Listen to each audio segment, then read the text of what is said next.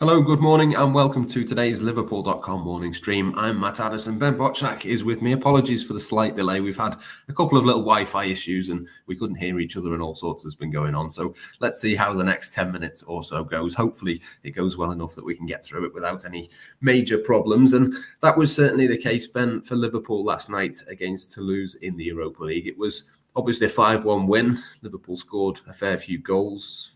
Wasn't that difficult a game really for Liverpool to get through. It was fairly straightforward and obviously puts them in a good position in the group as well. So what did you make of the performance last night? Was there anything in there that surprised you or maybe that you didn't expect?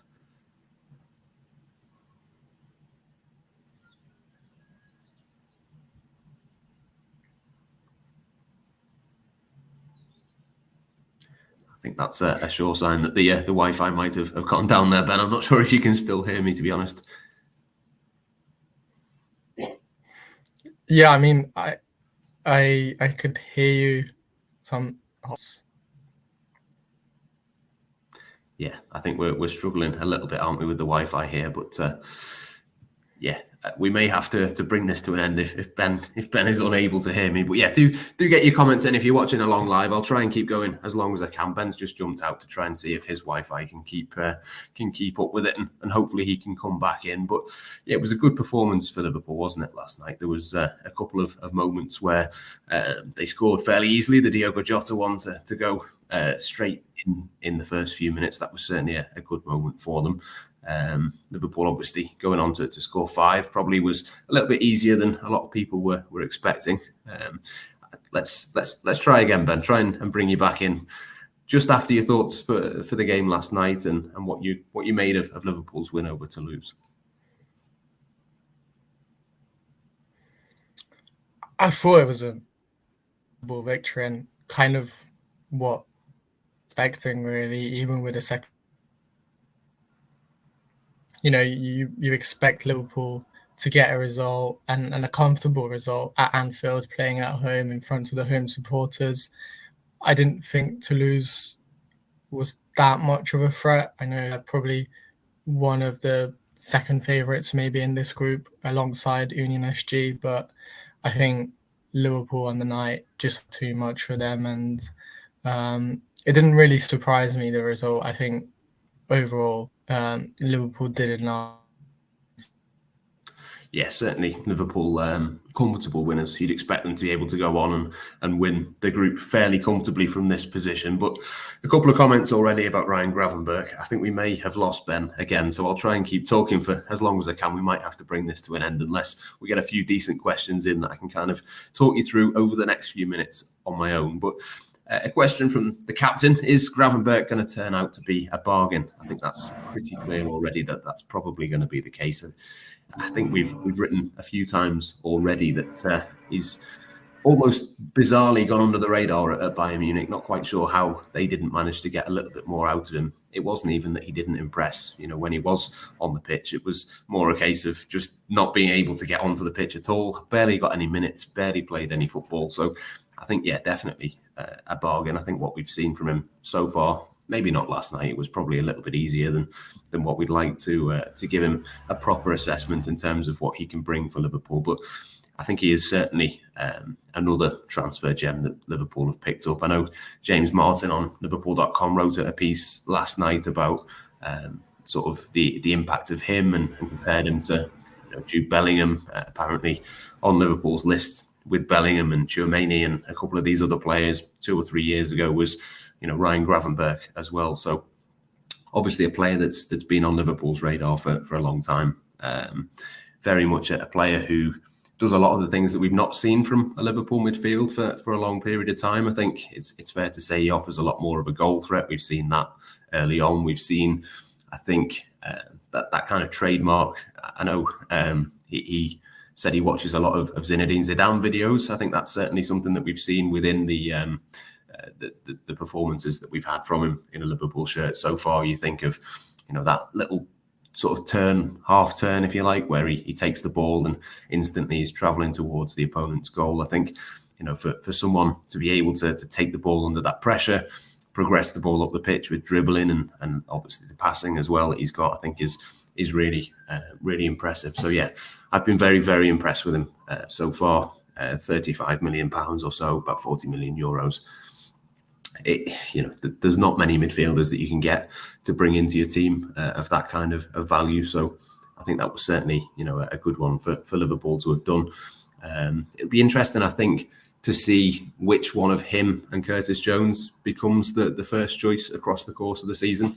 I think what we've seen so far from Curtis Jones has been brilliant. Maybe it wasn't quite so good last night, but that was more of a one-off. I think probably you're looking at a number 6, probably Alexis McAllister, Dominic Szoboszlai to the right, and then it's probably one of Gravenberch or Curtis Jones, whoever's in the best form at any given time to be able to go on and take that third midfield position. So I think that's definitely something to watch out for. But look at the options that Liverpool have got. If they can get in, a more established number 6, maybe someone a little bit better than Endo. I know Endo was good last night, but I'm not quite convinced that he's going to be an option in the Premier League or beyond this season. If Liverpool can get back into the Champions League, I think it might be a little bit tricky to rely on him. I think maybe against the lesser sides, as we saw last night, that can be kind of his speciality. But yeah, so many options that Liverpool have got in midfield. They've done a brilliant job, I think, in terms of just being able to, to completely transform that area of the pitch. It's really hard now, I think, if McAllister doesn't have to play holding midfield because Liverpool have got somebody else in it at some point in the future, or maybe Endo takes that next step. I think to have McAllister, Gravenberch, Jones and Szoboszlai to play in those attacking midfield positions, there's not many teams that have got that much quality. When you think of how many attacking options Liverpool have got, I don't think anybody has got as many forward options as what the Reds have got. I think Jurgen Klopp's got the best attack, in terms of depth, probably in the world, certainly in the Premier League. I don't think anybody can match that, and the midfield isn't too far behind. So if they can sort out the defence, obviously the best goalkeeper in the world as well, that squad is looking pretty good. But just quickly then, I'll try and stretch this a little bit longer, given I'm here on my own. Do get any more questions in if you've got them.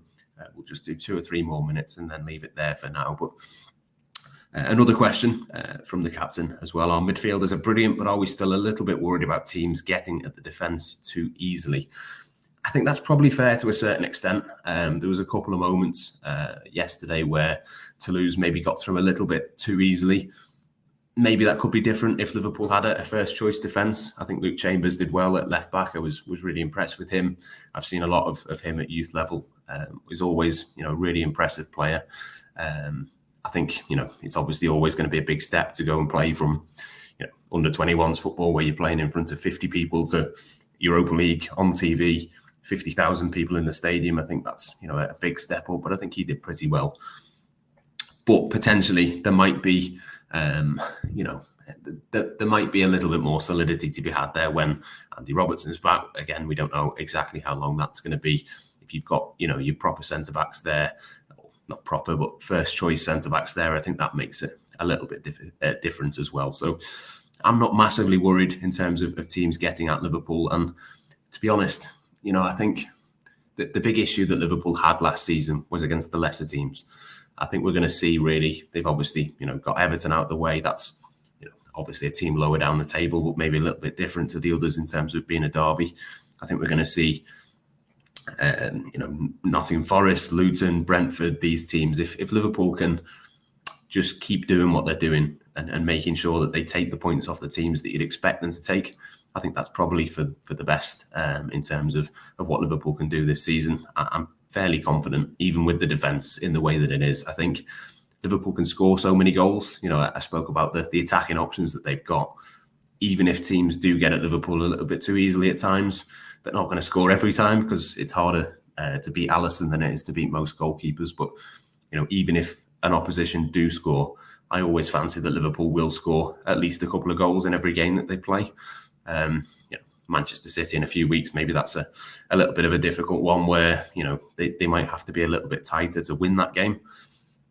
But for the vast majority of matches, I think, for Toulouse, obviously they've shipped 5. But if you said to them, that in the reverse game in a couple of weeks' time in France, they only concede 2 or 3, they'd probably take that. I think it's, for most teams this season, going to be a case of trying to keep the goal difference down rather than anything else. But Yeah, let's move on a little bit. We've had another question come in. I'll stick that one on the screen. I'll finish on this one. I did speak a little bit about Endo a couple of moments ago, but yeah, to answer the question, do you think Endo will adjust to the level of the Premier League? I was really impressed by him yesterday. Yeah, I was impressed with him as well. But as I mentioned before, I think it's tricky for me to see him becoming a first-choice Premier League player. At the moment, I know there's certain elements of Alexis McAllister's game that maybe he's in the wrong position a couple of times. Maybe he's not, naturally suited to playing as a holding midfielder. But I think we saw, particularly with the second goal against Everton, even in that game, he was in his own penalty area. I don't think someone like Endo would have had the composure and probably the technique and the ability to play the pass that he does to get Darwin away on the counter-attack and that kind of thing. If you go and watch that one back, I think that's a perfect example, really, of why McAllister's in there and Endo isn't. I do think there will be, moments where Endo is able to stand out. I think, against Toulouse was obviously one of those occasions. I think we'll probably see him against Bournemouth in the Carabao Cup. There's going to be moments for him, but I think for me, I'd have McAllister in the league and then possibly Endo in the other competitions. But that's no bad thing for him. I think there'll be, a long run for Liverpool to be had. That the Carabao Cup is already opening up if Liverpool can beat Bournemouth. You'd fancy them to go a long way in the Europa League, depending on the draw. I think you can probably play a similar team for maybe the first couple of knockout rounds to what we've seen so far. And I wouldn't be worried about that in the slightest. But I do think it's a little bit different to play a team like Toulouse, for example. I think at the weekend, Nottingham Forest come to Anfield. I think they'll be probably a lot more of a challenge. They're a lot more physical. I've no real concerns with Endo in terms of his positioning, winning the tackles, the battles that he has. He loves sort of flying into things and winning the ball back. So I've no issues with him in terms of that. But I think what we have seen from him so far, particularly when I watch him in the flesh, maybe it doesn't come across quite as much on the TV for anybody who's not in the stadium. But I think there's definitely a lack of maybe a little bit of pace or maybe more acceleration than anything else. He's maybe not quite quick enough for me to play him at the top level. I'd be worried about putting him in against a better Premier League team. But yeah, it'd be interesting to see what happens. I think there's definitely a player there. I'm very glad that Liverpool signed him and have got that depth, but I don't think there's quite an argument yet to say that he's done well in the Europa League, so therefore he goes into the Premier League. I'm just not quite convinced that that's the case just yet. But yeah, certainly an impressive performance from him last night, an impressive performance from Liverpool as well, and hopefully an impressive performance from me as well, to be fair, on my own this morning stream for you guys. Unfortunately, Ben's internet doesn't look like it's managed to last. It doesn't look like we're going to get him back. So yeah, I'll leave it there. I think I've done well, to be honest, to do 13 minutes on my own. So I'll leave it there for today. Thank you very much, as ever, for watching, bringing in your comments as well. Have a good weekend, and we'll be back on these Liverpool.com morning streams Monday to Friday next week with all of your latest Liverpool news.